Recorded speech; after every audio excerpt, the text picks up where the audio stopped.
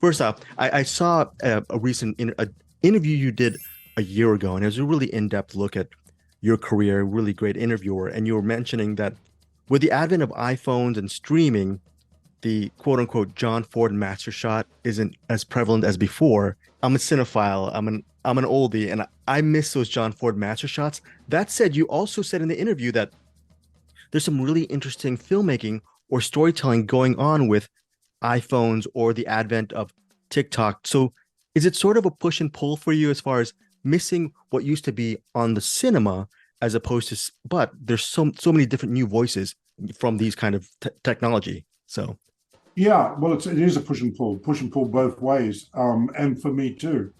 I mean, the closest I came to a smartphone film was the film I made with Naomi yeah, Watts during COVID, which was made on an incredibly low budget in under 10 days. We came out of there with a feature film. Necessity is the mother of invention, but technology has allowed us to be more inventive than we ever could be in the past. It's also allowed us to make films much more cheaply, much more quickly. We can do amazing things without actually doing them. By that, I'm talking about explosions and end of the world destruction and plane crashes and car crashes and all these things that used to take hours and hours of waiting to set up and having to be really conscious of safety. Well, now, it's not really happening most of the time. And we also have more time now to spend with actors because cinematographers don't rule like they used to. We used to wait around sometimes for more than an hour for the cinematographer to get the lights trimmed. They'd call it trimmed. Well, trim mean putting little things called inky dinkies that shone into the eyes. Now we don't, and that's laborious. The actors there, they're here. We've got to set it up and all marks and all this. Nowadays, we don't have marks. We don't make our actors step where they did in rehearsal. We don't have inky dinkies, and we do so much of the lighting in post-production. But you're talking about the beyond that, which is the generation of filmmakers who are growing up with that as their sole tool. They write their scripts, they film them, they edit them, and then they monetize them all on their smartphones. And that's produced a whole new style of filming because with phones, we go in places that we never could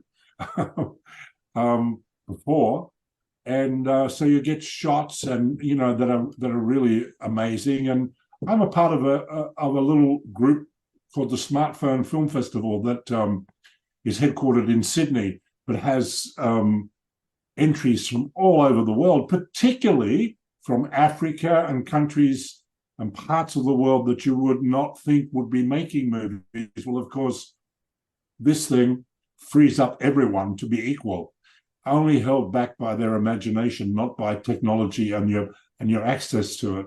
And that's really exciting. what I found specifically exciting about Fast Charlie is on the surface, it's an engaging, entertaining film, but it has a lot of things to say about your dreams don't die as you get older. You can still take a chance, take a risk, move on with your life. Can you speak to that? Was that element also an attraction for you as a storyteller? That element of Fast Charlie? It was, and it became more important given what happened during the making of the film. About 5 days before we were due to shoot, we were told there's no money. It didn't come in. It fell through. The guy was meant to come up with this amount, but he didn't. We can't shoot. So Richard Wenk and I got together and discussed our prospects as we waited for the producers to see how much money they could raise. And if you see the film for the first sort of minute or so, there's 26 executive producers listed on the screen. Well, they're the 26 saviors that brought this movie back to life because they came in starting at small amounts. It was like a GoFundMe, starting with $1,000 and leading up to a couple of million. to keep the film going. And Richard and I got together and we said, you know what, we can't make those great big action set pieces that are in the script at the moment. We're going to have to make a different sort of movie, one that still has, dashing and daring do and fights and chases and so on, but maybe not on the same scale. And the film became more about the relationship between Pierce Brosnan's character and Morena Baccarin's character. It became more about the relationship between James Caan and Pierce Brosnan's characters. It became a character study and a romance rather than a hell for leather action film, which is where it started. And I think that's a more interesting film and maybe a more entertaining film as well. Can you talk about your choice for the Citizen Cope song, the Victory March, which is amazing because I'm a Cope fan, and talk about that choice towards, I'm not going to say words. Well, yeah. That's all Pierce Brosnan. Pierce is a great friend of Citizen Cope and Clarence Greenwater, and he introduced me to the song, and we tried it there at the end of the movie, and it just seemed to catch the moment that these two characters ended up, on parallel paths headed for the same future. I love the song. I mean, we tried it way early in the first cut of the movie. It's been there ever since. You mentioned also in the interview that Rabbit Proof Fence is your favorite film from the body of work you've done. It was a personal film. It's currently, as we speak, as of this recording, currently streaming on Paramount Plus. Just in layman's terms, what will cinephiles get who have not seen Rabbit Proof Fence? Yeah, don't go to Paramount Plus tomorrow and see Rabbit Proof Fence. Wait until the new year, because I've just completed 6 months of a remastering of that movie in 4K. It's the same movie, but boy, is it more intense. Just the imagery, the sound. We've revised everything.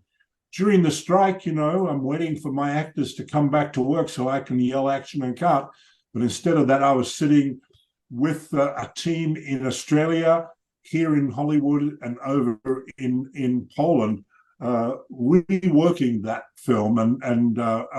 So in the new year, from Paramount Plus and Miramax, you'll be able to see the new, improved, remastered Rabbit Proof Fence. Wow, that's amazing. So along with Fast Charlie, Rabbit Proof Fence, final question is, what other Phillip Noyce film would you recommend to our listeners that you feel, a film of yours that you feel might be underseen or underrated? Okay, so the first feature film that I made was called Newsfront.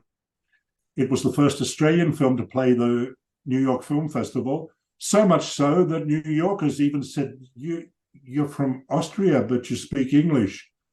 They hadn't quite in 1978 realized that Australia was not Austria, and we do speak English. So that one, Newsfront, which is about newsreel cameramen in the era immediately after the Second World War, leading up to the introduction of television into Australia in 1956. And I'd also say the film with Brendan Fraser and Michael Caine, The Quiet American. Yeah. I love that story, and I love working with those two actors. So they're both, not so well-known films of mine that I'm very proud of. But I gotta say, Fast Charlie is up there too, for one big reason: comedy. The humor is amazing. I've made little jokes in my films, and I try and amuse my kids and my family, and I think I'm funny. But this is the first time that I got to make people belly laugh, at scenes that I made. And that was kind of like at my age. I'm a mature age now. I've made, this is my 20th feature film. So after 19 films, finally turning to, yes, it's an action film, but it's also and it's a romance, but it's also a comedy. Rabbit Proof. Oh, I'm sorry. Go ahead. And that was just such a pleasure. to be able to listen to the belly laughs in the cinema. Yeah, really funny movie. Rabbit Proof Fence, also The Saint being remastered. Is it a life mission for you to remaster all of your movies? I'd love to do all of them, um, because there is a prejudice against uh, the old technology.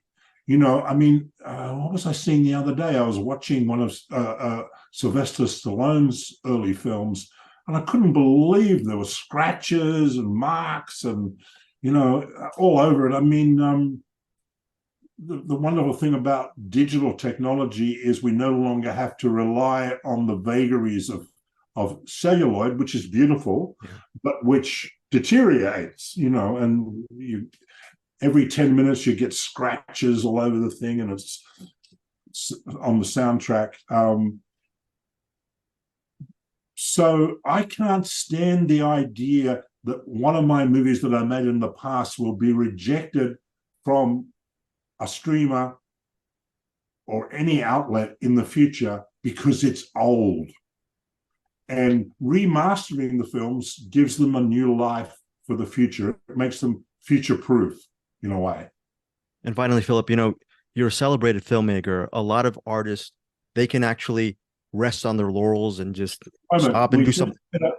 What keeps you going on? What keeps you moving forward and inspired to make more films and jump from genre to genre? Because you don't seem like a filmmaker and artist who seems to pat yourself on the back too much and get stuck into one place.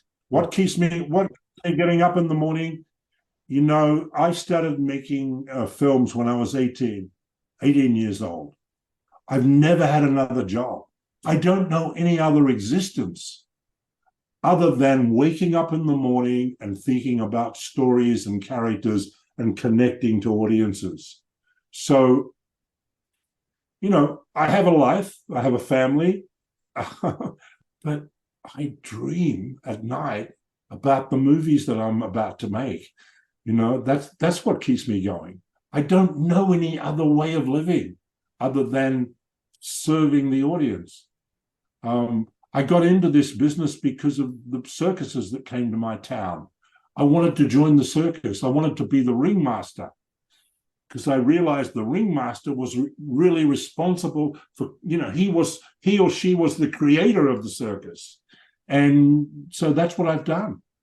And I don't want to wake up any morning, any time, and feel that I can't keep doing that. Philip, thank you so much for your time. I really love Fast Charlie, love your films, and appreciate all the time. Okay, thank you. Thank you. You have a good one. You take care.